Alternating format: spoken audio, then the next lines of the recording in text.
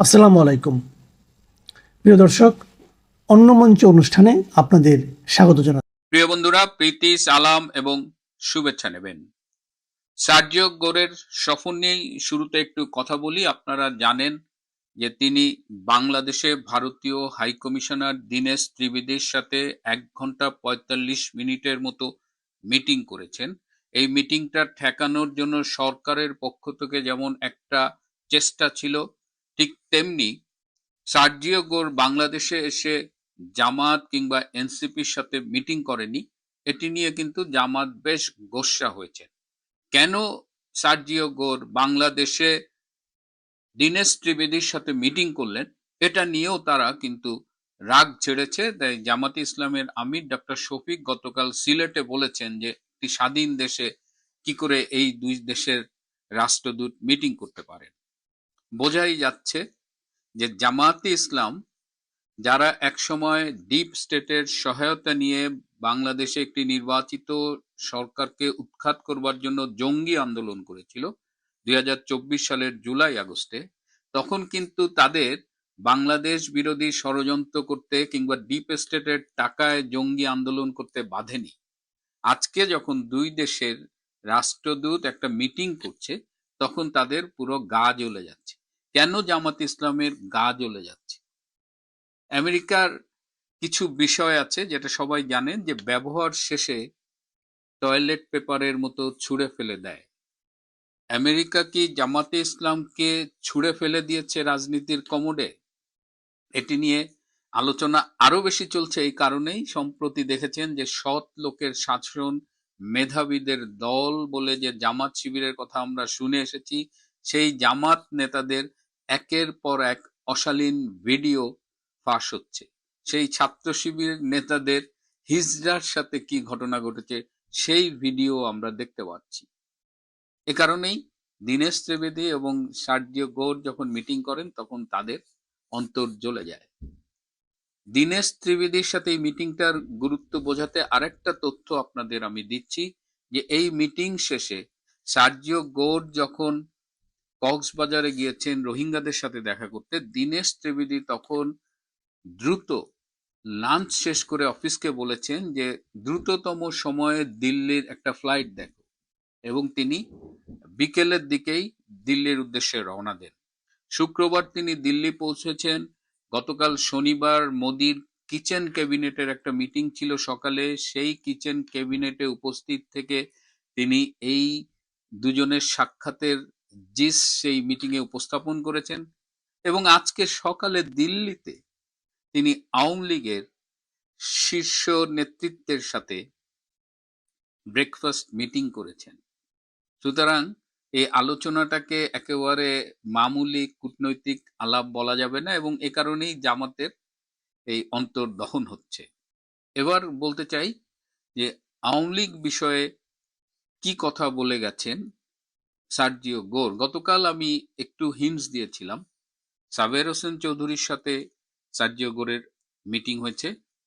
আমি একটি সূত্রের কথা উল্লেখ করেছিলাম যিনি সার্জিও গোরের সাথে মিটিং করেছেন। আওয়ামী লীগের ব্যাপারে দুজনকেই একই কথা বলেছেন, যেটি আমি গতকাল বলিনি। সেটি হলো যে সার্জিও গোর মনে করেন যে আওয়ামী লীগ এবং আমেরিকার মধ্যে একটা দূরত্ব সৃষ্টি হয়েছিল, এবং যার ফলে কিছুটা ভুল বোঝাবুঝিও সৃষ্টি হয়েছিল। এবং সার্জিও গোর বলেছেন যে Awami League has updated it's policy. তাদের এই আন্তর্জাতিক সম্পর্কের বিষয়ে অনেক নীতি তারা আপডেট করেছে, চেঞ্জ করেছে, এবং এখনো কিছু নীতি তাদের আপডেট করা বাকি আছে। এবং আমেরিকা ও আওয়ামী লীগের মধ্যে যে ভুল বোঝাবুঝি, সেগুলো আগের চাইতে অনেক কমে এসেছে। এই কথাটি কিন্তু তিনি দুজনকেই বলেছেন। একটি প্রশ্ন আমাকে খুব বেশি শুনতে হয় যে ভাই, ওইখানে তো সাবের হোসেন চৌধুরী আর সার্জিও গোর ছিল, বা আপনার সোর্সের সাথে সার্জিও গোর ছিল, আপনি কি করে জানলেন? আমার সোর্সের সাথে যখন কথা বলেছে সেখানে অন্তত আরো 6 জন ছিলেন। সাবের হোসেন ভাইয়ের সাথে যখন কথা বলেছেন সেটি অন্তত সাবের হোসেন চৌধুরী তো জানেন। এবার তাহলে বুঝে নেন যে সাবের হোসেন চৌধুরীর সাথে বলা কথাগুলো বা আলোচনাগুলো আমি কিভাবে জানলাম। পৃথিবীতে একান্ত বৈঠক খুব কমই আসলে গোপন থাকে, একান্ত থাকে। সেই বৈঠকের ফলাফলকে বিভিন্ন মাধ্যমে ছড়িয়ে দেওয়া হয়, কারণ এই বৈঠকগুলো তো আসলে প্রেম আলাপ না, এগুলো তো বৃহত্তর রাজনীতির একটা অংশ। সো এটা গোপন রেখে আসলে কি হবে? এর বাইরে তারেক রহমানের সাথে সার্জিও গোরের যে মিটিংটি হয়েছে, যেখানে সার্জিও গোর 22টি পয়েন্ট উপস্থাপন করেছেন। এই 22টি পয়েন্ট উপস্থাপন যে করেছেন, এই 22টি পয়েন্ট নির্ধারণ করার ব্যাপারেও কিন্তু দীনেশ ত্রিবেদীর সাথে তিনি আলোচনা করেছিলেন। এই 22টি পয়েন্টের বেশ কিছু পয়েন্ট আমার হাতে এসেছে।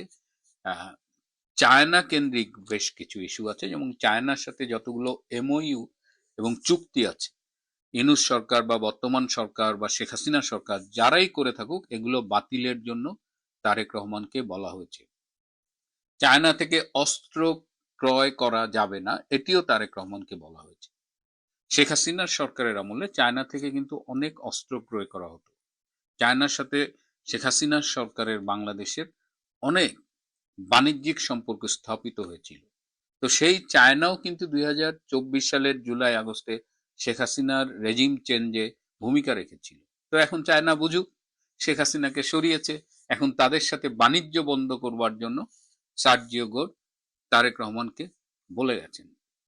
ইরান বিরোধী সামুদ্রিক নিরাপত্তা জোট গঠিত হয়েছে, সেই জোটে বাংলাদেশকে যোগ দেওয়ার জন্য তারেক রহমানকে বলেছেন সার্জিও গোর।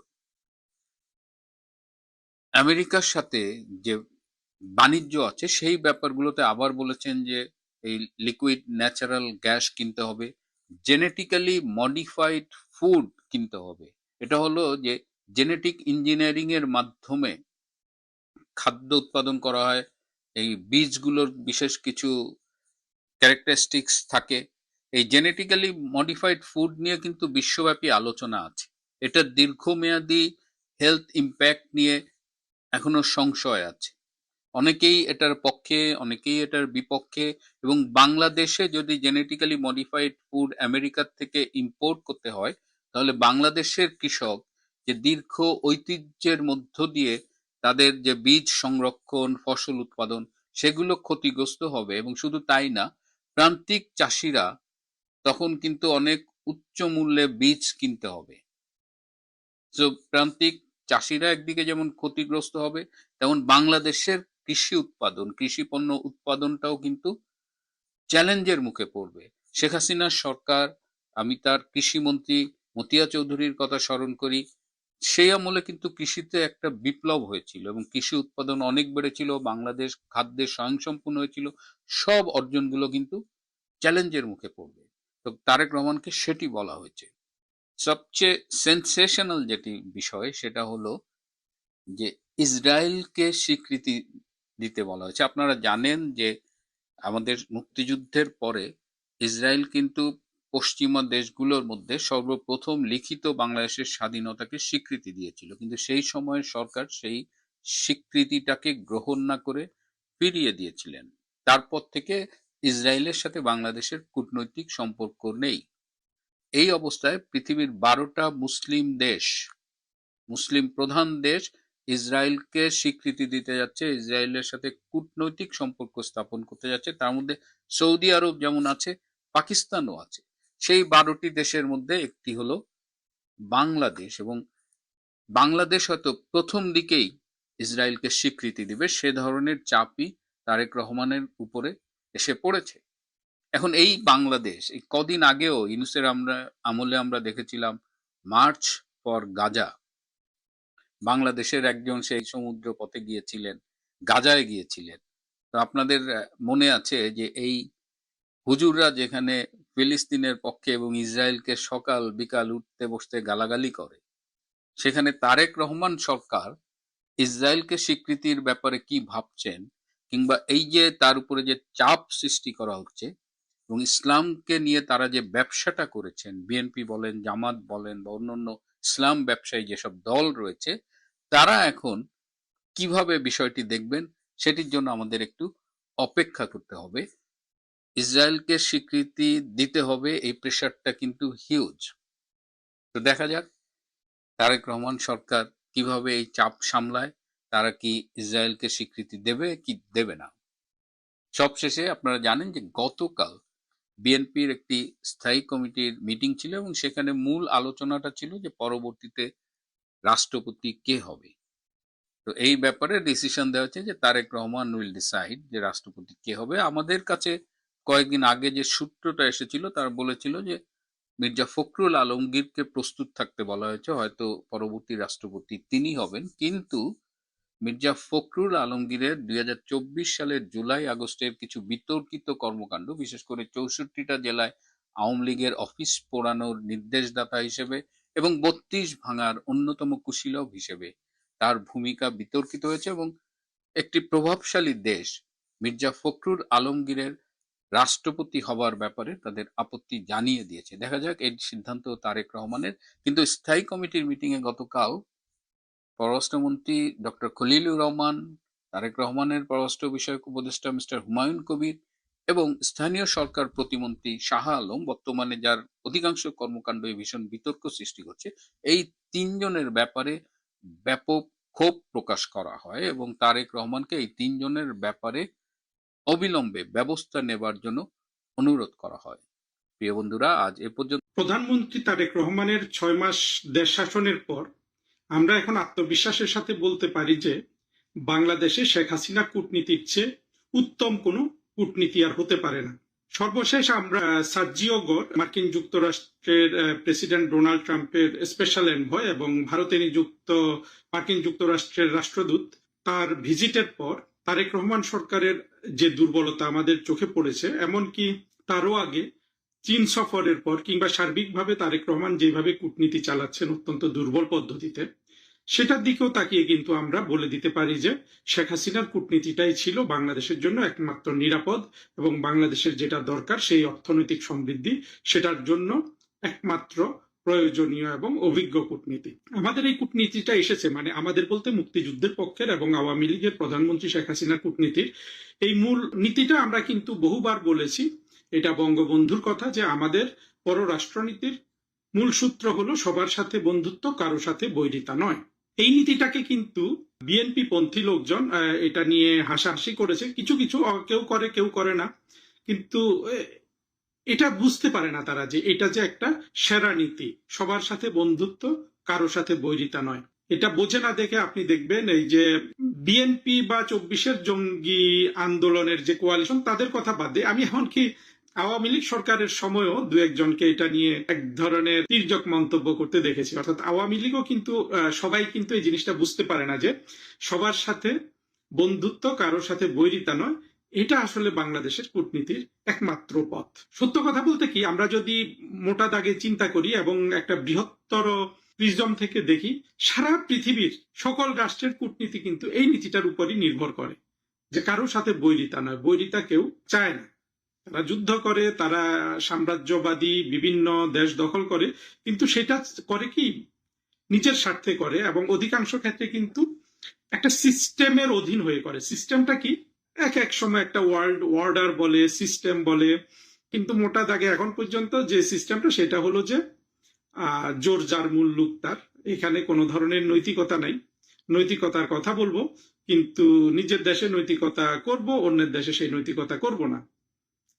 এটার উপরই কিন্তু মোটামুটি পররাষ্ট্রনীতি আমরা যদি দেখি বিভিন্ন দেশগুলোর পরাশক্তি ইত্যাদি, তারা এটা পালন করে।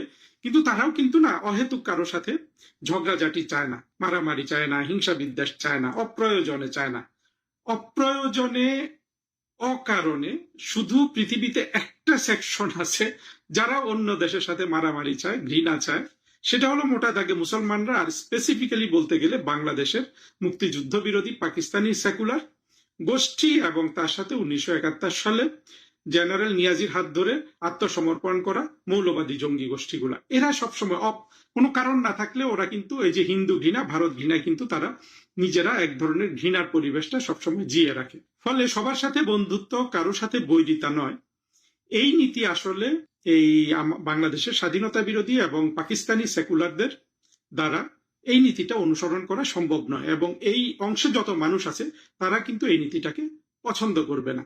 আমরা যদি তারেক রহমান সরকারের যারা ইন্টেলেকচুয়ালি তারেক রহমান সরকারকে গাইড করে বা করার চেষ্টা চালায়, সেই ধরুন ঢাকা বিশ্ববিদ্যালয়ের শিক্ষক শাহেদুজ্জামান কিংবা মনিরুজ্জামান, যে একজন মেজর জেনারেল একটা থিঙ্ক ট্যাঙ্ক করে, সাকিব আলী আমাদের একজন সাবেক কূটনীতিক। এইভাবে আমরা যত দিকে যাই তারেক রহমান সরকারের কিংবা আরো যারা মিলিটেন্টলি গাইড করে তারেক রহমানের সরকারকে, সেই তারেক রহমানের উপদেষ্টা জাহেদুর রহমান, অবশ্য তার পররাষ্ট্রমন্ত্রী কিভাবে এটা আমরা বুঝতে পারি না, পররাষ্ট্রমন্ত্রী আসলে কোনো ভাবনাই ওনার মাথায় আছে বলে মনে হয় না। আর উনি যে হুমায়ুন কবিরকে নিয়ে এসেছেন, এই ছেলের তো আসলে কোনো শিক্ষা দীক্ষাই নাই, সে নাকি বিলাতে বড় হয়েছে। আমি অবশ্য পিনাকির একটা ভিডিও থেকে শুনেছিলাম যে বিলাতে বড় হয়েছে, ডেমোক্রেটিক পার্টির রাজনীতি করে।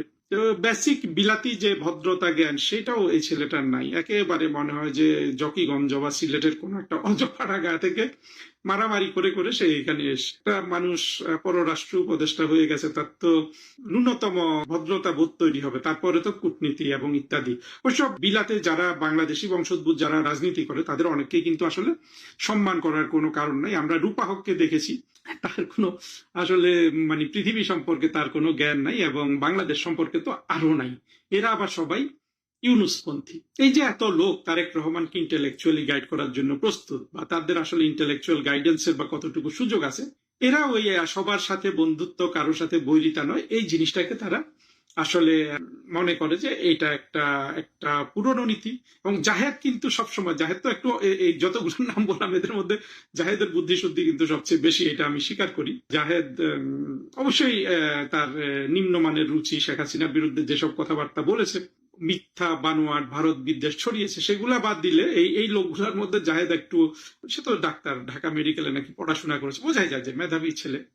কিন্তু মেধাবী হলে কি হবে, মানুষ তো আসলে সঠিক গাইডেন্সটা না পেলে নষ্ট হয়ে যায়। জাহেদও নষ্ট হয়ে গেছে অল্প বয়সে। এই জাহেদ অনেক ধরনের টিটকারি মেরেছিল যে সবার সাথে বন্ধুত্ব, কারোর সাথে বৈরিতা নয়, এটা একটা ফালতু নীতি। আসলে এটা ফালতু নীতি নয়। ফালতু নীতি জাহেদ কেন বলে? ওই যে জাহেদ দেখে যে মার্কিন যুক্তরাষ্ট্র বাংলাদেশে $29 মিলিয়ন পাঠিয়ে দিয়েছে ইয়ের কাছে, আলী জাকেরের ছেলের কাছে, ইরাস জাকেরের কাছে, ওইখান থেকে বিলি বাট্টা করার জন্য, শেখ হাসিনা সরকারকে ফেলে দেওয়ার জন্য। জাহেদের কাছে মনে হয় যে তাহলে সবার সাথে বন্ধুত্ব কিভাবে হলো, কিংবা সে দেখছে যে এক রাষ্ট্র আরেক রাষ্ট্রের সাথে লেগে আছে। আসলে জিনিসটা সহজ, আবার এত সহজ নয়। এই যে রাষ্ট্রে রাষ্ট্রে যে কনফ্লিক্ট হচ্ছে, যুদ্ধ হচ্ছে, প্রতিযোগিতা হচ্ছে, সেটার ভেতরে গিয়েও কিন্তু ওই জিনিসটা খুঁজে বের করা না বলে উল্টো দিক থেকে বলি, তার ভেতরে আপনি যদি একটার পর একটা পর্দা সরিয়ে অনেক নিচে গিয়ে দেখেন যে একটা আকাঙ্ক্ষা কিন্তু আছে, সবার সাথে বন্ধুত্ব, কারোর সাথে বৈরিতা নয়, এটা মেনটেন করার একটা আকাঙ্ক্ষা কিন্তু আছে। কিন্তু বেশিরভাগ রাষ্ট্র এটা এক্সিকিউট করতে পারে না। ওই যে মাঝখানে মধ্যস্বত্বভোগী আছে শাহেদুজ্জামান এবং তার যে সাবজেক্ট ইন্টারন্যাশনাল রিলেশনস, এই ইন্টারন্যাশনাল রিলেশনসটা যদি মোটা দাগে এটার একটা, এগুলোকে এই শিফট গুলাকে বলে প্যারাডাইম শিফট, সেটা যদি না করে, অর্থাৎ ইন্টারন্যাশনাল রিলেশনস যদি একটা অহিংসা, অনাক্রমণের ফিলোসফি যদি আত্মস্থ না করতে পারে, তাহলে জাহেদরা কখনো শিখবে না, তারেক রহমানকে যারা গাইড করে তারা কখনো ওইটা শিখতে পারবে না যে আমাদের যে নীতি বঙ্গবন্ধু যেটা দিয়ে গেছেন যে সবার সাথে বন্ধুত্ব, কারোর সাথে বৈরিতা নয়, এইটাই আসলে কূটনীতির চূড়ান্ত এবং আদি সত্য একটা নীতি। আর এই নীতিটা অনুধাবন করতে না পারাতে, এইটার শক্তি বুঝতে না পারাতে তারেক রহমান সাহেব ভেবেছিলেন যে কোনোভাবে আগে ক্ষমতায় যাই এবং মার্কিন যুক্তরাষ্ট্র হোক বা যেই হোক, আমি মানে তারা আদিতে তো আসলে চীন টিন এত কিছু ভাবে নাই, টাকা পয়সার কথা ভাবে নাই, ভেবেছে যে মার্কিন যুক্তরাষ্ট্রের সাথে যত ধরনের সম্পর্ক রক্ষা করা যায়, অর্থাৎ ওই যে জঙ্গি কোয়ালিশনের সদস্য হিসাবে মার্কিন যুক্তরাষ্ট্রকে একমাত্র প্রোটেক্টর ভেবে তারা এই রাষ্ট্র ক্ষমতায় এসেছেন তারেক রহমান। ইউনুস তো ওদের কাছে বিক্রি হয়ে যাওয়া, খলিলুর রহমান তাদেরই লোক, সেগুলা বাদে আমি প্রধানমন্ত্রী তারেক রহমান, তার জনপ্রিয় দল বিএনপি নিয়েই কথা বলি। তারা কিন্তু ওইটা কখনোই বুঝতে পারেননি এবং অতীতেও কিন্তু তারা এটা বুঝতে পারেননি। তারা যখন 2001 থেকে 6 সালে সরকার চালিয়েছেন কিংবা তার আগেও, তারা কিন্তু ওই ভারত ঘৃণা, ভারত বিদ্বেষ, হিন্দু বিদ্বেষ, যেটা সম্পূর্ণ জঙ্গি মানসিকতা এবং যেটা কোনো বাস্তব ভিত্তি নেই, সেটা নিয়ে কিন্তু বড় হয়েছেন।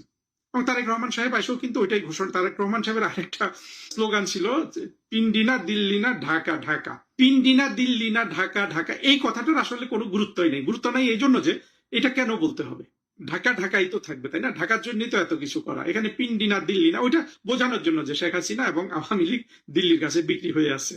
আবার জামাত ইসলামকে হয়তো টন্ট করেছে যে পিন্ডি, ওরা যেহেতু পাকিস্তান, আসলে তো এখানে বিএনপি আর জামাতের তো কোনো পার্থক্য নাই। আরেকটা জিনিস এখানে বুঝতে হবে, আমি যেমন ভারতের সাথে বন্ধুত্বকে গুরুত্বপূর্ণ মনে করি, এটা নিয়ে একটু পরে বলছি, পাকিস্তানের সাথে বন্ধুত্বটাকেও কিন্তু আমাদের জন্য গুরুত্বপূর্ণ। মূল সমস্যাটা কোথায় হয়ে যায় জানেন? মূল সমস্যা হয়ে গেছে পাকিস্তানের নীতিটা। পাকিস্তান তো রাষ্ট্রটা গঠন করেছে ইসলামিক প্রজাতন্ত্র নামে, এবং এই যে ধর্মীয় নীতিতে পাকিস্তান রাষ্ট্রটা চলে গেল, আজকে সেই পাকিস্তান রাষ্ট্রের দুরবস্থাটা দেখেন। সেখানে 20% জমিদার ভালো আছে, 80% দরিদ্র মানুষ।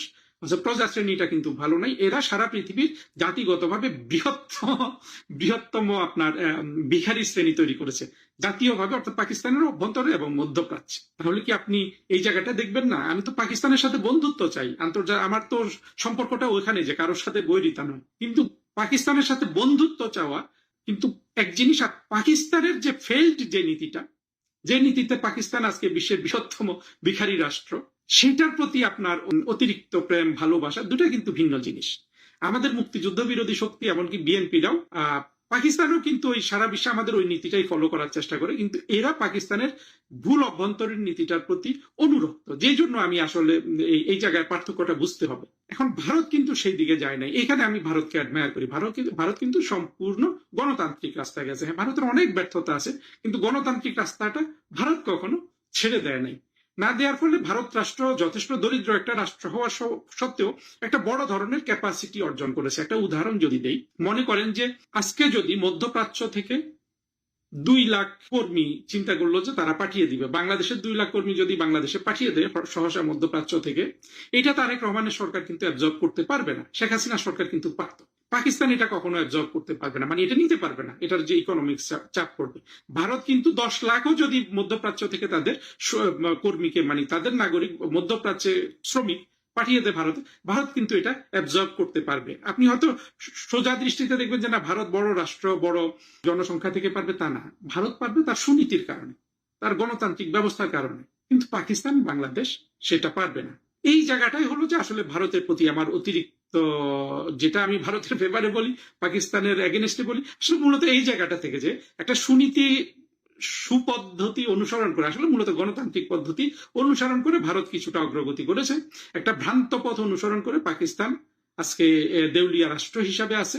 বাংলাদেশ, আমরা মুক্তিযুদ্ধের পক্ষের শক্তি যখন ক্ষমতায় থাকি, তারা একটা সুনীতি গ্রহণ করি, তখন আমরা একটু অগ্রগতি করি, আবার স্বাধীনতা বিরোধীরা এসে আমাদেরকে কিন্তু পিছিয়ে দেয়। আমার মনে হয় ব্যাপারটা বোঝা গেছে।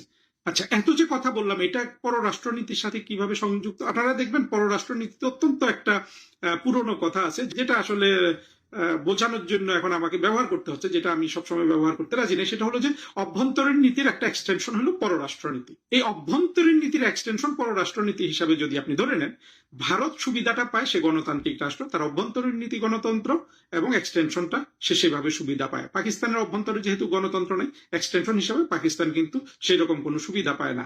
আর বাংলাদেশের আমাদের আওয়ামী লীগ এবং মুক্তিযুদ্ধের পক্ষের শক্তির কিন্তু মূল নীতিটা কিন্তু গণতন্ত্র।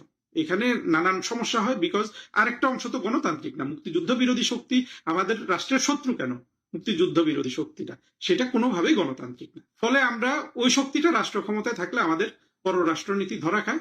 আওয়ামী লীগ রাষ্ট্র ক্ষমতায় থাকলে আমাদের পররাষ্ট্রনীতিটা ভালো চলে। আজকে তারেক রহমান সাহেবের যে দুরবস্থা পড়েছে, এই সার্জিও গোরের বৈঠক এবং ভিজিটটা হয়ে যাওয়ার পর এই দুরবস্থাটা কিন্তু আরো বড় হিসাবে দেখা দিয়েছে। দেখেন, তারেক রহমান সাহেব চোখে চোখ রেখে কথা বলতে চান ভারতের সাথে।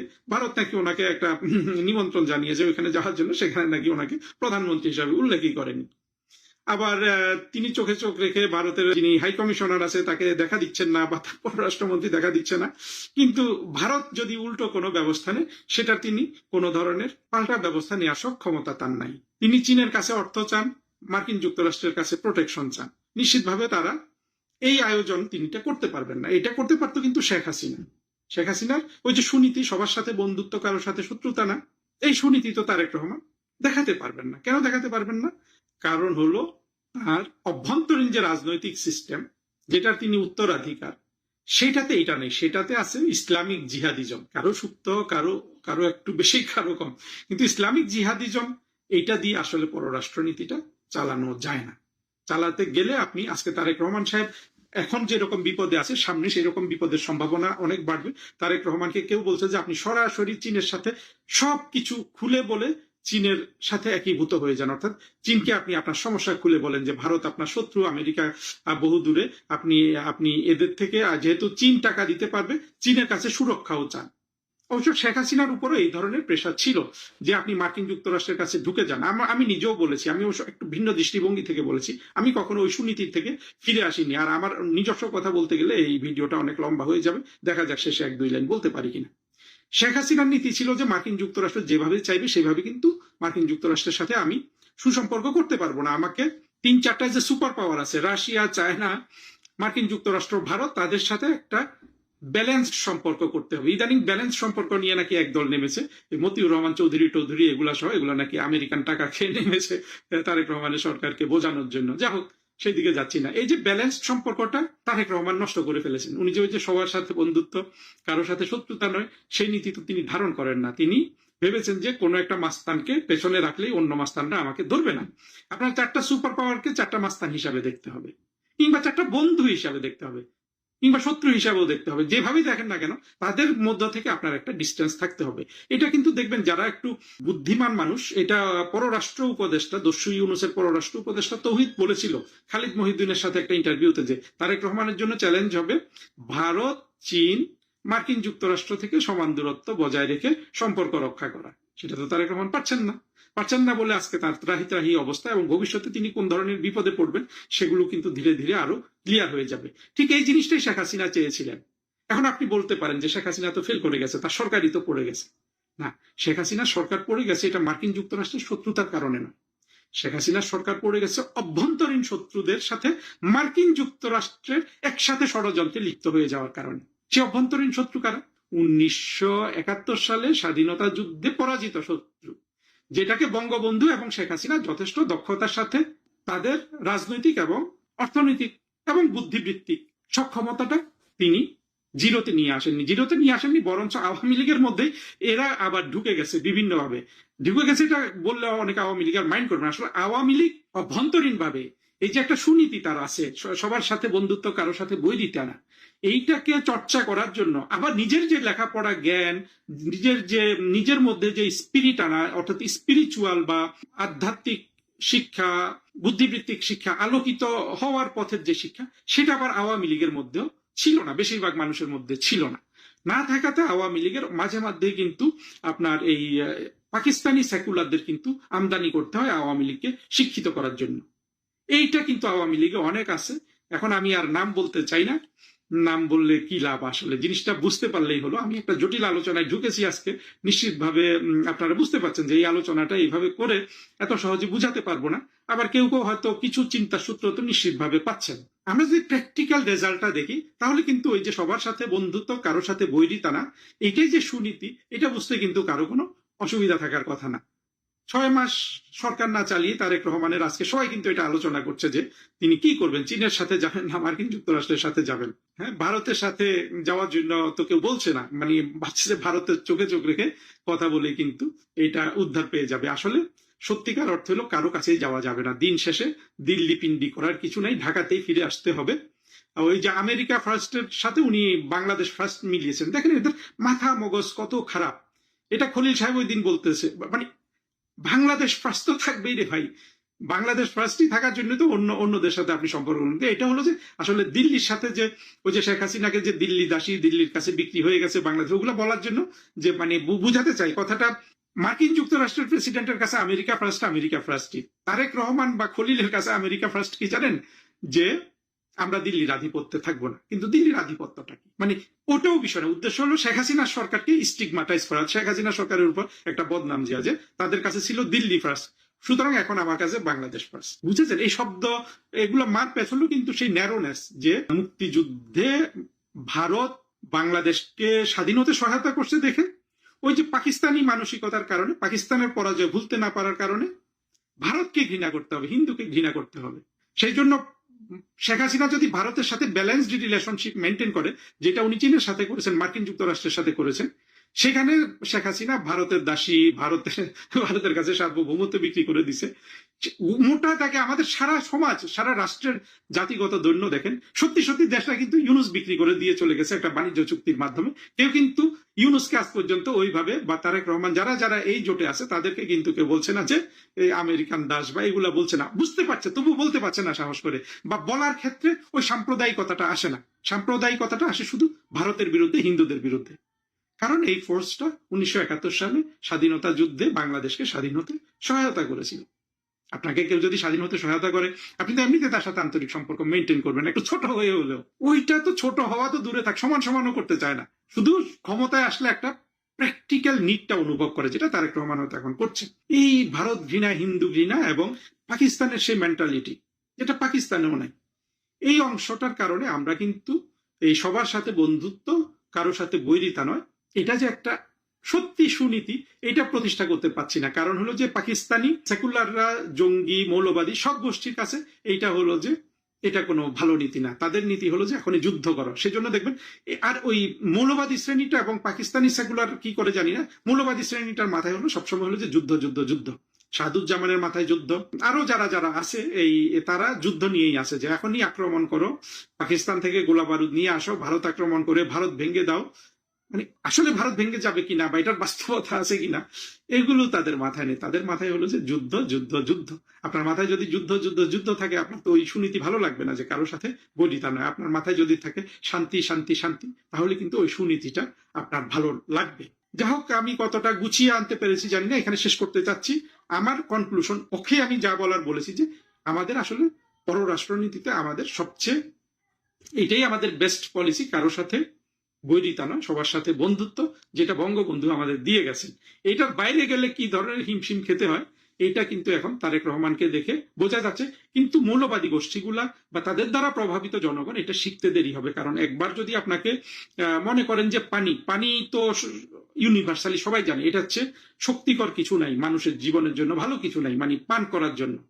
পানিকে যদি কেউ বিষ হিসাবে আপনাকে চিহ্নিত করে, ছোটবেলা থেকে আপনি জন্মের পর থেকে বললো যে পানি বিষ এবং এটা ক্ষতিকর, আপনি কি করবেন? আপনি অন্য ধরনের অন্য কিছু খেয়ে জলের তেষ্টা মেটাবেন এবং জলটাকে আপনার খারাপ মনে হবে। আমাদের মুক্তিযুদ্ধের স্বাধীনতা বিরোধী শক্তি ভালো জিনিসটাকে ওরা বিষ মনে করে, বিষকে ওরা ভালো জিনিস মনে করে।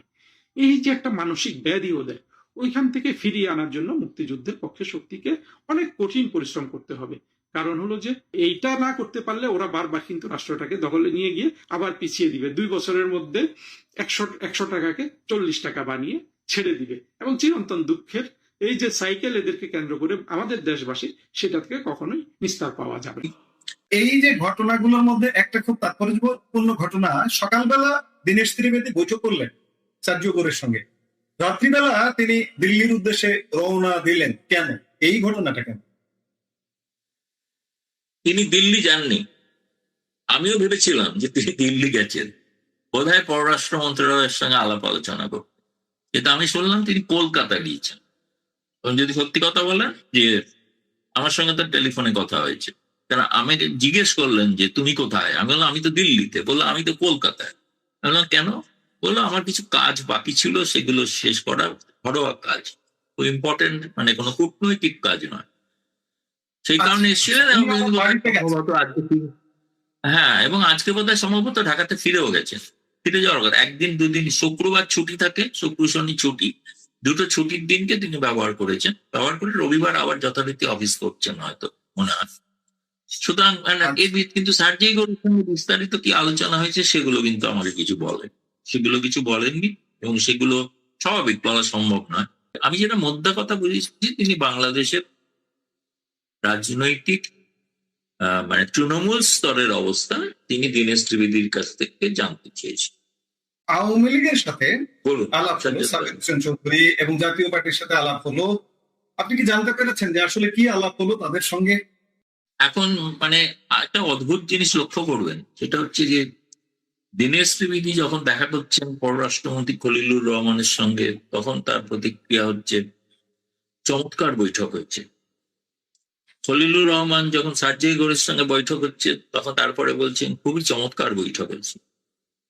প্রধানমন্ত্রী তারেক রহমানের সঙ্গে সার্জি গৌরের বৈঠক হচ্ছে, তিনি বলছেন চমৎকার বৈঠক হয়েছে। ত্রিবেদীও মনে করেন খুব ভালো বৈঠক হয়েছে।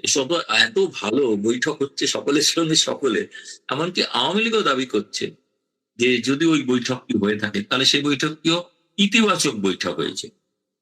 এখন যেহেতু সবটাই স্বাভাবিক, যেহেতু শেখ হাসিনা ডিসেম্বরে ফিরবেন, তো সেটা ফিরলে কি হবে কতদূর, কিন্তু এটা ঘটনা যে বাংলাদেশে যে আওয়ামী লীগের নেতৃত্ব, মানে প্রথম সারির নেতারা তো সবাই বাইরে বিদেশে, কিন্তু তারপরে তৃতীয় চতুর্থ শ্রেণীর নেতা কর্মী যারা তৃণমূল স্তরে কর্মী, তারা কিন্তু অধীর আগ্রহে অপেক্ষা করে আছেন যে একটা বলিষ্ঠ নেতৃত্ব, এবং তারা এখনো বিশ্বাস করেন সেই নেতৃত্ব এখনো দিতে পারেন শেখ হাসিনা, তার বিকল্প কেউ নয়। ফলে এটা একটা সন্ধিক্ষণের মুখে আবার বাংলাদেশ। রাজনৈতিক দলের সঙ্গে বৈঠকের কর্মসূচি ছিল, ওই রাজনৈতিক দলগুলোর সাথেই বৈঠক করলেন সার্জিও গোর। নিষিদ্ধ করে রেখেছে তথাকথিত অন্তর্বর্তীকালীন সরকার থেকে এখনকার তথাকথিত নির্বাচিত সরকার। দলগতভাবে বিএনপি কিংবা জামাত ইসলামী কিংবা এনসিপির সাথে কি কোনো বৈঠক হয়েছে? আমি তো জানি না, কারণ জামায়াতের ইসলামের আমিরের তো একটা মন্তব্য দেখলাম, তিনি বলছেন যে দীনেশ ত্রিবেদীর সঙ্গে বৈঠকটা দিল্লিতে হলেই ভালো হতো, ঢাকা এটা ঠিক হয়। তো ফলে আমি তো জামায়াতের আমিরের কথা থেকেই কনফার্ম হলাম যে বৈঠকটা হয়েছে, মানে তিনি বলছেন বৈঠকটা দিল্লিতে হলে ভালো হতো। আমি দিল্লিতে পররাষ্ট্র মন্ত্রণালয়ে জিজ্ঞাসা করেছিলাম, তারা বলেছেন আমরাও সত্যি জানি না। এবং দ্বিতীয়ত তারা পরে বলেছিলেন যে সার্জেই গোর হচ্ছেন এমন একজন কূটনীতিবিদ, তিনি কোনো ঠিক চিরাচরিত প্রোটোকল মেনে চলেন। ফলে তিনি কার সঙ্গে দেখা করছেন, যেখানে যাচ্ছেন, যেখানে সকলের সঙ্গে তিনি দেখা করতে চাইছেন, কেউ কাউকে তাকে বাধাও দিচ্ছে না। এখনো পর্যন্ত বাদ নেই। ভারতেও যে তিনি দীনেশ ত্রিবেদীর সঙ্গে একবার দেখা করেছিলেন, তাতেও পররাষ্ট্র মন্ত্রণালয়ের কিছু বক্তব্য ছিলেন। এবং দীনেশ ত্রিবেদীর নিজের বক্তব্য হচ্ছে উনি আমার ব্যক্তিগত বন্ধু, কারণ বন্ধুর সঙ্গে যখন দেখা হয় তখন তো খোলাখুলি আলোচনা হয়, খোলাখুলি আলোচনা হয়ে থাকবে। আপনাকে যেটা আরেকটা বললাম যে ফলে কেউ কেউ অনেক সময় বাংলাদেশে ব্যাপক প্রচার আছে যে সার্জেই গোর নাকি শেখ হাসিনার সঙ্গে অনেকবার দেখা করেছে। আমি প্রথমে, আমার কাছে কোনো কনফার্মেশন নেই, নিশ্চয়তা নেই, কিন্তু আমি পরে বুঝেছি এই সার্জেই গোর এমন একজন ভদ্রলোক, তার কোনো পারমিশন ভারত সরকারের থেকে নেওয়ার প্রয়োজন নেই। তিনি যদি খবর পান কোথায় আছেন শেখ হাসিনা, গটগট করে চলে যাবেন, দরজা খুলে ঢুকে পড়তে পারেন। ঢুকে পড়েছেন কিনা আমি এখনো জানি না, সেটা খোঁজ নিতে হবে, কারণ আমি জানলাম তার প্রোটোকলটা এরকমই, তিনি কূটনীতির নিয়ম টিয়ম এসব কিছু মানেন না। ফলে আমি বলবো যে আমি নিশ্চিত করছি না, কিন্তু আমি একেবারে উপেক্ষাও করছি না যে সার্জেই গোর শেখ হাসিনার সঙ্গে দেখা সাক্ষাৎ করেও থাকতে পারে, কারণ তিনি এই ধরনের কূটনীতিকদের প্রোটোকলে বিশ্বাসী, তার নিজের মতো করে প্রোটোকল তৈরি করে। দুই, যেটা বললেন যে ভারত এবং যুক্তরাষ্ট্র এই বৈঠক ছাড়াও আরো একটা গুরুত্বপূর্ণ ঘটনা, সেই ঘটনাটা হলো আমেরিকার, কিন্তু আপনি জানেন একটা অ্যালায়েন্স তৈরি করেছে যেটাকে বলা হয় প্যাক্সিলিকা। এই প্যাক্সিলিকা হলো একটা আর্টিফিশিয়াল ইন্টেলিজেন্স বা গোয়েন্দা সূত্রে নানান রকম উচ্চমানের আধুনিক মানের গোয়েন্দাগিরি করা, সেটা চীন কিন্তু বাংলাদেশকে অফার করেছে, এবং গতকাল রাত্রে সম্ভবত বাংলাদেশ সরকার সেই প্রস্তাবটা গ্রহণও করেছে, চীনের প্রস্তাব। ভারত ও যুক্তরাষ্ট্র যে চীনের প্রভাব থেকে বাংলাদেশকে দূরে রাখা, সেই বিষয়টাতে কিন্তু বাংলাদেশ সরকার এখনো সম্পূর্ণ বাংলাদেশ যুক্তরাষ্ট্র যে প্রস্তাব দিয়েছে প্যাক্সিলিকার অ্যালায়েন্সের শরিক হওয়া, তারা এটা বিবেচনা করবেন বলেছে, এখনো তারা সহমতি দেননি। সেই প্যাক্সিলিকাটা কিন্তু চীনের গোয়েন্দাগারির বিরুদ্ধে একটা জোট, আন্তর্জাতিক জোট, যেটা ভারতের সঙ্গে, ভারতও আছে। ফলে এই জোটটার সঙ্গে প্যারালাল জোট, একটা সমান্তরাল জোট চীন করতে চাইছে, যেটা আমেরিকার আপত্তি। ফলে এই বিষয়টাও একটা প্রমাণ আমি দেখলাম যে ভারত যুক্তরাষ্ট্র একই মঞ্চে রয়েছে অন্তত চীনের প্রভাব রোখার জন্য। সেক্ষেত্রে বাংলাদেশ সরকারের উপর নির্ভর করবে তারা শেষ পর্যন্ত কি সিদ্ধান্ত না। আমরা এই ঘটনাটা একটা ইম্পর্টেন্ট নেই, খুব হালকা ভাবে রিপোর্ট হয়েছে বাংলাদেশে, খুব গুরুত্ব দিয়ে রিপোর্ট হয়নি। কারণ হচ্ছে এই কারণেই হয়তো হয়নি যে সেটা চীনের সঙ্গে সম্পর্কটা খারাপ হোক তারেক রহমান, সেটা হয়তো সেই গণমাধ্যম চাইছেন। ফলে সেটাও একটা ব্যাপার আর কি। ফলে এটা একটা দ্বিতীয় প্রমাণ যে ভারত যুক্তরাষ্ট্র একটা প্রশ্ন একটু ক্লিয়ার হলাম না, যে সেটি হচ্ছে এই যে রাজনৈতিক দলের সাথে বৈঠক, বিএনপি প্রধানমন্ত্রী তারেক রহমানের সঙ্গে বৈঠক হয়েছে, বিএনপির সঙ্গে কিন্তু দলগতভাবে বৈঠকের খবর আমরা শুনিনি। কিংবা জামাত আমির একটু রাগ করেছেন যে দীনেশ ত্রিবেদীর সাথে বৈঠক, তাদের সাথে বৈঠক হলো না, এনসিপির সাথে বৈঠক হলো না। তাহলে এইটা কেন হলো না? এদেরকে কি ছুড়ে ফেলে দিল? জামাতকে কি মার্কিন যুক্তরাষ্ট্র, এনসিপি কে কি মার্কিন যুক্তরাষ্ট্রকে ছুড়ে ফেলে দিল? না, দেখুন, যদি বৈঠক না করে থাকেন তাহলে তাদের কাছে গুরুত্বপূর্ণ এটা ছিল না। গোটা সফরটাতেই ছিল প্রায়োরিটি, অগ্রাধিকার ছিল সার্জেই গোরের চীনের প্রভাব সম্পর্কে বাংলাদেশ কি ভাবছে, এটা এক। দুই হচ্ছে তারা সেখানে ইনক্লুসিভ পলিটিক্স করার জন্য, কারণ এই জামায়াতের এনসিপি আমি বলবো ছুঁড়ে ফেলে দিয়েছে, এটা এখন বলা যাবে না। আমি এটুকু বলতে পারি উপেক্ষা করলেন। এটা হচ্ছে আমাদের মাইকেল মধুসূদনের ভাষায় বলতে গেলে বলতে হয়, যে জন জানো বুঝো এ সন্ধান। হ্যাঁ, তুমি বুঝে নাও এর অর্থ।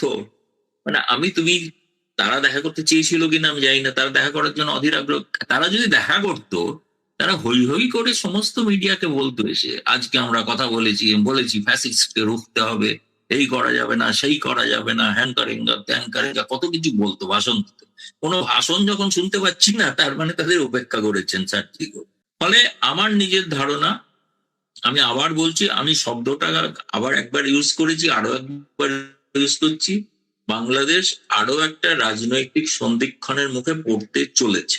সার্জিও গোর আমাদের দেশে সফর করবার ঠিক আগ মুহূর্ত থেকে ডক্টর ইউনূস যেন আবার একটু জেগে উঠেছিল।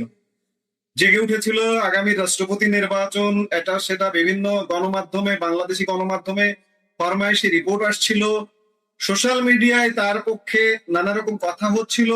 অনেক সময় বিদেশি গুরুত্বপূর্ণ অতিথি এলে ইউনূসের সঙ্গে দেখা করেন, আমরা অতিথি আমন্ত্রণ দেখেছি। কিন্তু ইউনূসের কোনো সাড়া শব্দই পাওয়া গেল না এই সফরে। এটিকে আপনি কিভাবে দেখছেন? ইউনূস কি যুক্তরাষ্ট্র থেকে পরিত্যক্ত হয়ে গেল, এবং বাংলাদেশের রাষ্ট্রপতির মসনদের দৌড়ে কত দূর আছেন এখন ইউনূস? দেখুন, ইউনূস গুরুত্বটা পেয়েছে ওই যে বললাম, ডেমোক্রেট আমেরিকা, রিপাবলিকান আমেরিকা। রিপাবলিকানরা তো সরাসরি হিলারি ক্লিন্টনের বিরুদ্ধে প্রেসিডেন্ট ইলেকশনের সময় অভিযোগ করেছিলেন যে ওকে তো ইউনূস টাকা দিয়েছে, এবং বাংলাদেশের মানুষের, গরিব মানুষের টাকা লুট করে তিনি হিলারি ক্লিন্টনকে দিয়েছিলেন, যাতে ভবিষ্যতে তাকে রাজনৈতিকভাবে ক্ষমতায় বসানো যায়। তিনি সাময়িকভাবে সফল হয়েছিলেন, এ বিষয়ে কোনো সন্দেহ নেই। কিন্তু রিপাবলিকানের কাছে তো তিনি পছন্দের ব্যক্তি নন। ফলে সেই কারণে এখন যে রিপাবলিকান অ্যাডমিনিস্ট্রেশন, তারা তো তাকে পছন্দ করবে না। তারা যেমন তাদের এই যে এনসিপি, তার নেতা ইউনূস এবং তার নেপথ্যে জামায়াত, তাদের সবার কারোর সঙ্গে দেখা করলেন না, কেউ কিছু বললেন না, এবং তারা তো মিডিয়াতে ভাষণও দিলেন না যে দেখা করেছেন কি করেননি। অথচ দেখা হলো কি, ভারতের রাষ্ট্রদূতের সঙ্গে দেখা হলো কি, আওয়ামী লীগের শরিক এবং তাদের নেতার সঙ্গে। বিচিত্র ব্যাপার। ফলে আমি তো বলছি, ওইটা মাইকেল মধুসূদন, যেজন জানো বুঝো সন্ধান, বা বুঝে নিন কি ঘটতে চলেছে। এই সফর পরবর্তী সময় একটা জিনিস বেশ আলোচিত হচ্ছে, সেটি হচ্ছে যে আসন্ন ব্রিক্স শীর্ষ সম্মেলনে, যেখানে বাংলাদেশের প্রধানমন্ত্রী হিসেবেও আমন্ত্রণ করা হয়নি, আমন্ত্রণ করা হয়েছে বিমস্টেক প্রেসিডেন্ট হিসেবে, ব্রিক্স শীর্ষ সম্মেলনে তারেক রহমান যাচ্ছেন কি? আপনার কি মনে হচ্ছে? দেখুন, বাংলাদেশের প্রথম এই বিভ্রান্তিটা যেটা ছড়ায়, সেটা হচ্ছে ইউনূসের সাকরেতরা। ডেভিল নাকি পয়জন বলে একটা ওয়েবসাইট আছে, শয়তান একটা ওয়েবসাইট আছে, সেটাতে প্রচার করে যে তারেক রহমানকে এরকম আমন্ত্রণ জানিয়েছে। আচ্ছা, তারা তো এটা জানতে পারে, জিজ্ঞেস করেনি সেই প্রতিবেদনে তারেক রহমানকে বিমস্টেকের সভাপতি হিসেবে আমন্ত্রণ জানিয়েছে। এটা ঘটনা। কে আমন্ত্রণ জানিয়েছেন? আমন্ত্রণ জানিয়েছেন ব্রিক্সের সভাপতি। ব্রিক্সের সভাপতি নরেন্দ্র মোদী, তিনিই তো প্রধানমন্ত্রী। তো বিমস্টেকের সভাপতি হিসেবে অতীতে শেখ হাসিনা এসেছিলেন, সেই জন্য এখানেও বিমস্টেকের সভাপতি। তার কাছে তো ব্রিক্সের জন্য এটা ইনভিটেশন, সেটা ব্রিক্সের সভাপতি দিয়েছে। দ্বিতীয়ত, প্রধানমন্ত্রী নরেন্দ্র মোদীর আমন্ত্রণ তো অলরেডি পেন্ডিং, কিন্তু টেবিলে পড়ে আছে তারেক রহমানের। প্রধানমন্ত্রী তারেক রহমানকে আমন্ত্রণ তো প্রধানমন্ত্রী নরেন্দ্র মোদী সর্বপ্রথম বিশ্বের নেতা যিনি করেছেন, সে আমন্ত্রণ তো রয়েছে পড়ে। তাহলে প্রধানমন্ত্রী টু প্রধানমন্ত্রী আমন্ত্রণ, আর ব্রিক্স সভাপতি থেকে বিমস্টেক সভাপতির আমন্ত্রণ।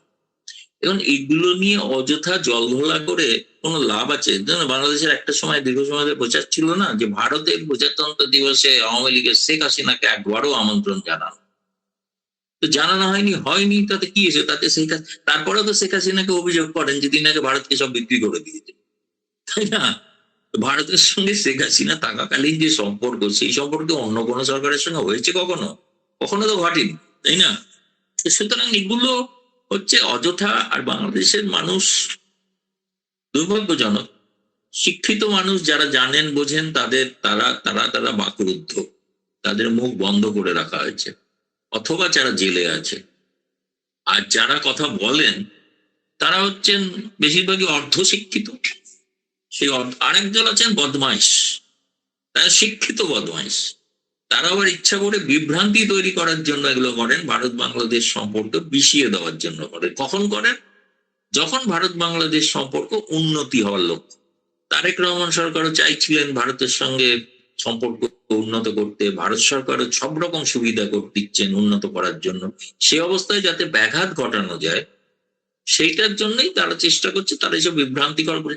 আর এগুলো খুব কি জানেন, খুবই এবং চমকপ্রদ, যেগুলো খুব সহজে মানুষ বিশ্বাস করে। সত্য তাই তো নরেন্দ্র মোদী আমন্ত্রণ জানালেন, কিন্তু ব্রিক্স সভাপতিকে বিমস্টেক সভাপতিকে দিলেন, প্রধানমন্ত্রীকে তো দেননি।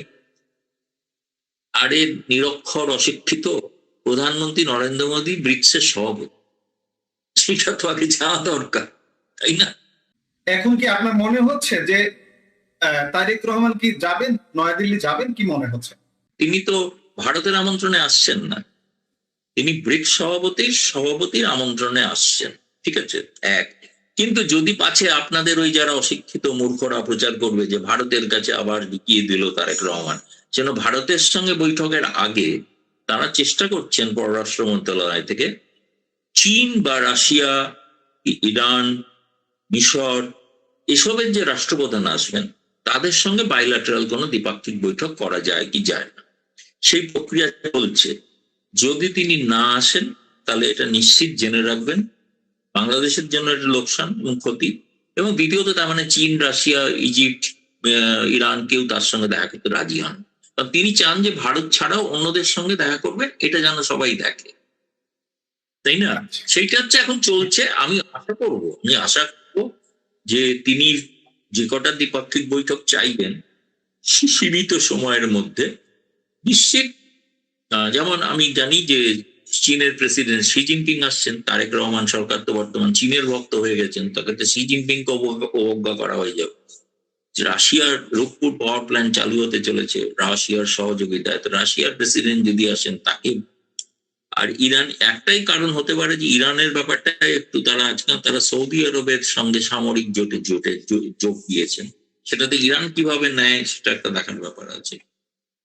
ফলে এই সমস্ত কারণে আমার মনে হয় তিনি চাইছেন যে তিনি ওই সব বাকি বাইল্যাটারাল গুলো নির্দিষ্ট হলে তিনি ভারতের সঙ্গে বাইল্যাটারাল করবেন, কারণ প্রধানমন্ত্রীর চিঠিতে এটাও বলা আছে যে ব্রিক্সে অংশগ্রহণ ছাড়াও এই সুযোগে আমরা দ্বিপাক্ষিক বৈঠকও করতে রাজি আছি, আগ্রহী আছি। ফলে এখনো শেষ কথা বলার সময় হয়নি, কিন্তু মুশকিল কি জানেন, যেটা বুঝতে পারছে না বাংলাদেশের লোকেরা, বাংলাদেশের পররাষ্ট্র মন্ত্রণালয়ের লোকেরা, এই এত বড় একটা সম্মেলন হবে 11টা দেশের রাষ্ট্রপ্রধান, তাদের জন্য না দিল্লির সব 5 তারা হোটেল বুকড হয়ে যাচ্ছে। একবার হয়েছিল এরকম, শেখ হাসিনা সিদ্ধান্ত নিতে দেরি করেছিল, তার ফলে হলো কি তিনি প্রপার দিল্লিতে কোনো হোটেলই পাননি, তাকে গুরগাঁওতে গিয়ে একটা 5 তারা হোটেলেই ছিলেন, কিন্তু অনেক দূরে গুরগাঁওতে। এই তারেক রহমান সরকার যদি দেরি করেন না, তাহলে দিল্লিতে কোনো হোটেল কিন্তু পাবেন, তাকে থাকতে হবে গিয়ে এই গুরগাঁওতে গিয়ে। সেখানেও ভালো ভালো 5 তারা হোটেল আছে, একই গ্রুপেরই ভালো ভালো হোটেল আছে, কিন্তু একটা দূরে থাকার একটা অসুবিধা থাকবে। এই সাম্প্রতিক সময়ে গত বৃহস্পতিবারে একটা রিপোর্ট আমাদের সামনে এসছে, ভারতীয় সংসদীয় কমিটি শশী থারুরের নেতৃত্বাধীন, যে রিপোর্টের আলোকে বাংলাদেশের গণমাধ্যমে নেতিবাচক প্রচারণা করা হয়েছে যে শেখ হাসিনার রাজনীতি কি হবে ইত্যাদি বিভিন্ন বিষয় নিয়ে। এই বিষয়টা আপনি কি ব্যাখ্যা দেবেন বাংলাদেশের দর্শকদের জন্য, যদি আপনি একটু ব্যাখ্যা দেন? ওটা তো একটা রিপোর্ট, এটা তো ভারত সরকারের তো ঘোষিত নীতি যে সেটা এখানে আওয়ামী লীগ কোনো সাইনবোর্ড খুলে রাজনীতি করতে পারবে না, এটা তো নতুন কথা কিছু নয়। আচ্ছা, আপনি যদি সেই রিপোর্টেই, আমি তো বললাম যে সেই রিপোর্টেই বলা আছে ভারত বাংলাদেশের সম্পর্ক হবে মুক্তিযুদ্ধের আদর্শের ভিত্তিতে, সেই রিপোর্টেই বলা আছে শেখ হাসিনাকে প্রত্যার্পণ করা যাবে না, সেই রিপোর্টেই বলা আছে যে তিস্তা নদীর যুক্তি জলবন্টন পানি বন্টন করা যাবে না। সেসব তো বাংলাদেশ নেতিবাচক একটা লাইন পেয়েছেন যেটা মনে হয়েছে শেখ হাসিনা বিরোধী। আচ্ছা, ধরে নিলাম কোনো রাজনীতি করতে দিচ্ছেন না, শেখ হাসিনার তো কি অসুবিধা এসছে?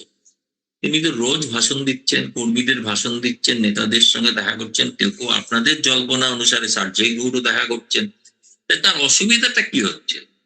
আপনি যদি ভারত সরকারকে জিজ্ঞেস করেন বা আমাকেও বলেন, আমি বলবো না, রাজনীতি তিনি করছেন না, তিনি সমস্ত গণমাধ্যমে সাক্ষাৎকার দিচ্ছেন।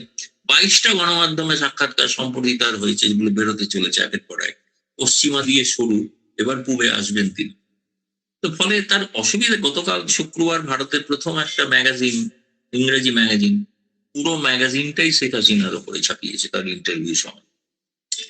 শেখ হাসিনার রাজনীতি করা আর না করা লাইনটা লেখা থাকলো কি থাকলো না, কি এসে গেল? আমাকে গতকাল একজন রাত্রে খুব প্রশ্ন করছিল, তার মানে কি এটা আপনারা আসলে তাকে সবই অ্যালাউ করছেন অথচ বলছেন রাজনীতি করতে দেবে না? তো যা ভাবার ভাবনবে, আমাদের বয়ে গেছে। আমরা এতক্ষণের যে আলাপটি করলাম, এই আলাপের সামারিতে কি আসতে পারি? আমার দর্শকরা আশাবাদী হতে চায়, আপনার মতো একজন সিনিয়র সাংবাদিক সংগঠকের কাছে আশা পেতে চায় যে বাংলাদেশকে খুব শীঘ্রই অন্তর্ভুক্তিমূলক রাজনীতি দেখতে যাচ্ছে। শেষ কথা শুনতে চাইবো আপনার কাছে। কোন রাজনৈতিক দলের ক্ষমতা চিরস্থায়ী নয়, ফলে পরিবর্তনটাই হচ্ছে স্থায়ী ঘটনা, সেটা পরিবর্তন হবেই। কিন্তু আমার মনে হচ্ছে যে সাবেক প্রধানমন্ত্রী শেখ হাসিনা যে ধরনের উদ্যোগ নিয়েছেন তাতে পরিবর্তনটা দ্রুত আসার সম্ভাবনা, আর জামায়াতে ইসলামীর পক্ষে আশঙ্কার বিষয় আবার তাদের মাটির তলায় চলে যেতে হতো। আমরা আশা করছি যে ডিসেম্বর যে ঘোষণা দিয়েছেন শেখ হাসিনা, তার মধ্যে কিছু কি হতে পারে? না না, মধ্যে নয়, ডিসেম্বরই। ডিসেম্বর তো বিজয়ের মাস। যুদ্ধ তো 25শে মার্চ থেকে শুরু হয়েছিল, শেষ হয়েছিল 16 ডিসেম্বর। পাকিস্তান বাহিনী আত্মসমর্পণ করেছিল, তাই না? তার একটা বিজয় দিবস দেখার জন্য অপেক্ষা করুন। আমরা তাহলে আরেকটি বিজয়ের অপেক্ষা করার আশা নিয়ে দেশের বিভিন্ন জায়গাতে আমেরিকার পাপেট বা আমেরিকার বানানো পাপেট এনসিপির টোকাইগুলোকে মার দেওয়ার অভিনয় চলছে। অর্থাৎ সারা বাংলাদেশ ব্যাপী এনসিপির টোকাইগুলোকে কিছুদিন মার খাবার অভিনয় করতে হবে।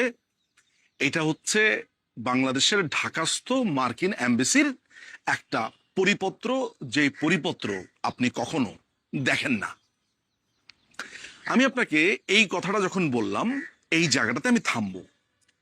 আমাকে আপনি অনেস্টলি বলবেন, আমি আপনাকে দুটো খবর দিব। একটা খবর হচ্ছে ট্রাম্পের পাছায় ইয়া বড় একটা ফোড়া উঠেছে। ইরাকে বা পেরুতে বা ভেনেজুয়েলাতে বা বাংলাদেশে বা ইন্ডিয়ায় বা পাকিস্তানে, কাতার, দোহা, পৃথিবীর যে কোনো জায়গাতে দুজন মেয়েকে শ্লীলতাহানি করা হয়েছে, রেপ করা হয়েছে, যেটা আপনি বলেন। আমি নিশ্চিত যে পরের যে খবরটি ওটি আপনার মাথার উপর দিয়ে যাবে যদি আপনি ওই একই সময়ে জানতে পারেন যে ট্রাম্পের পাছায় ইয়া বড় একটা ফোড়া হয়েছে এবং সেটার আপডেট আপনি চাইবেন। আমি আপনার রুচি নিয়ে প্রশ্ন করছি না, রুচি নিয়ে প্রশ্ন করাটা অবান্তর এখানে, কারণ মানুষ এই টাইপের ইন্টারেস্টিং খবরগুলোর দিকেই বেশি নজর দেয়। এটা হিউম্যান ইনস্টিংক্ট, এখানে আসলে দোষ দিয়ে লাভ নেই। আমি নিজেও করি, ফলে যেই কাজটা আমি নিজে করি সেই কাজটা অন্যের উপর চাপিয়ে দিয়ে খুব রুচিশীল সাজার কোনো মানে হয় না। কিন্তু আমি কি বলতে চাইছি এই ভিডিওটা হচ্ছে এমন যে এই যে এনসিপির টোকাইগুলোকে প্রতি জেলায় জেলায় মারছে, হাতের কাছে পেয়েও জানে শেষ করে দিতে পারছে না, কিন্তু কারো হাতে লাগছে, মাথায় লাগছে, তাকে অভিযোগ করছে। এই পুরো ব্যাপারটা একটা নাটক। কেন নাটক? কাজী মামুন খুব চমৎকার একটা প্রসঙ্গ তুলেছেন, আমি তার সাথে একমত, এবং আলটিমেটলি এটাই হচ্ছে। কাজী মামুন আমাদের বাংলাদেশ আওয়ামী লীগের একজন অ্যাক্টিভিস্ট, নিশ্চয়ই অনেকেই তাকে চিনবেন, দীর্ঘ সময় ধরে তিনি কাজ করছেন। তিনি একটা ছোট্ট ফটোকার্ড আপলোড করেছেন যেখানে লেখা আছে যে 22.35 দরে 949 কোটি টাকাতে পার কার্গো এলএনজি আমদানি করছে। লিকুইড যেই ন্যাচারাল গ্যাস যেটা আছে সেটা আমদানি করছে আমেরিকা থেকে।